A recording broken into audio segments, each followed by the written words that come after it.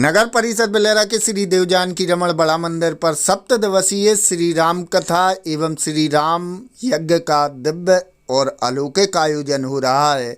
यह आयोजन है 27वीं वर्षगांठ का महामहोत्सव मनाया जा रहा है और यह जो कथा है 3 फरवरी से 9 फरवरी तक यह चलेगी। मतलब आज जो कथा है वह 6 दिन इस कथा को हो चुके हैं।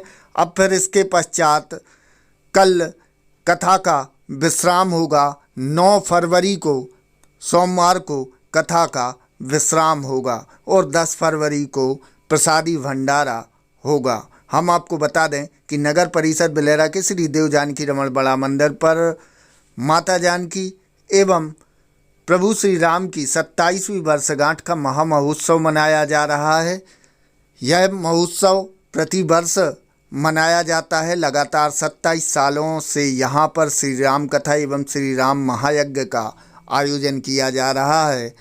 इस आयोजन के जो श्री राम कथा के कथावाचक हैं परम पूज्य बाल व्यास पंडित कार्तिक बड़गैया जी, यह कथा का वाचन कर रहे हैं।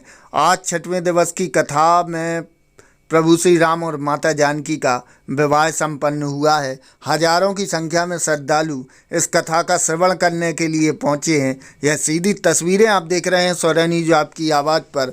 हम आपको बता दें कि यहाँ पर श्री राम यज्ञ पंडित श्री सालिग्राम पाठक जी खेजरावाले यह करवा रहे हैं और श्री राम कथा के कथावाचक हैं परम पूज्य बाल व्यास पंडित कार्तिक बड़गैया जी, यह कथा का वाचन कर रहे हैं और कथा को सुनने के लिए दर्जनों गांव से लोग आ रहे हैं।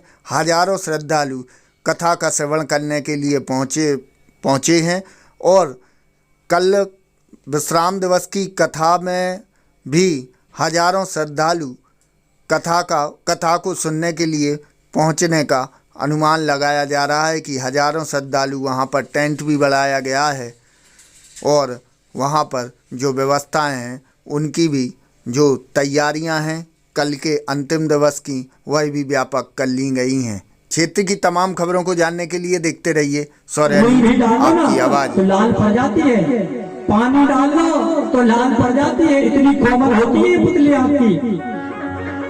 अब राजा कह गए कि मेरी आंख की पुतली के समान समझना, तो कैसे उतारे?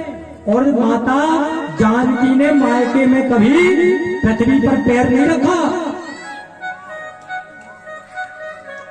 हाँ, तो अब कैसे उतारे? तो माता ने विचार किया।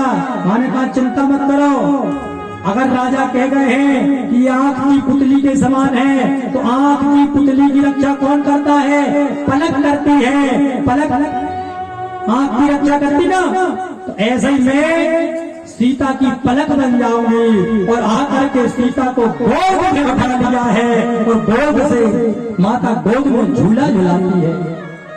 गोद से नहीं उतारती माँ, इतनी सेवा कर रही है। हमारी मम्मी से हमने भी कहा कि देखो गोद में लिया था, तुम भी देना गोद में।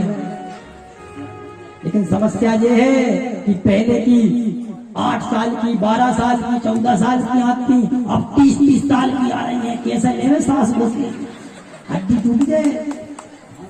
पहले 10, 12, 14, 15, 20 किलो की, अब आ रही 45, 60, 55, 70, 70 किलो की। कैसे उठा दे सास बेचारी? तुम नहीं लेने लगना कथा सुन के, नहीं फिर कहो कि महाराज ने कवर टोलवा दे। हाँ, गोद में उठाया, छोटे छोटे विवाह हो जाते थे पहले, बाल वधू विवाह हुआ था सुंदर और माता आनंदित कर रही, भोजन नहीं बनाने दे रही।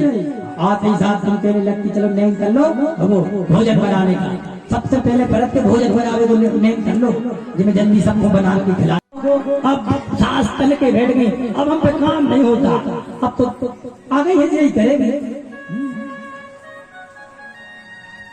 हमारी मौसी सो भाई, अब आप हो तो काम करवाने लगे, उससे काम करवा रहे हैं। ये बैठी रहते करो काम, तो इतना परेशान करना लोगों को।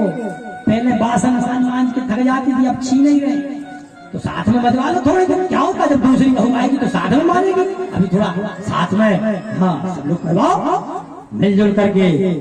ये नहीं है पूरा सौंप दिया, धन नहीं सौंपेंगे, गोदरेज की अलमारी की चाबी खुद रखेंगे और काम पूरा सौंप दिया तुम करना, काम पूरा करना तो गोदरेज हमारे हाथ में है।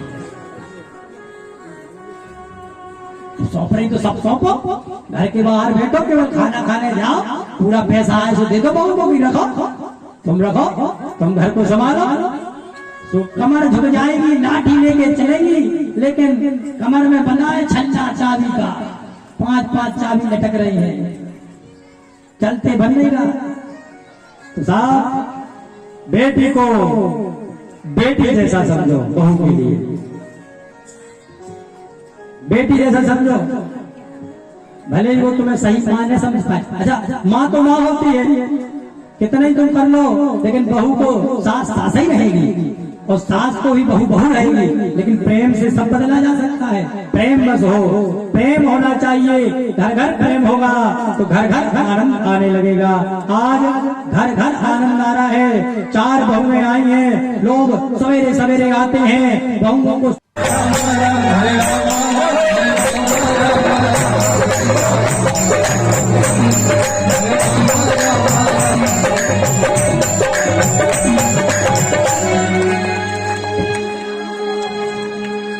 ओम जय जगदीश हरे, स्वामी जय जगदीश हरे, भाग्य जनों के संकट, दास जनों के संकट, क्षण में दूर करे।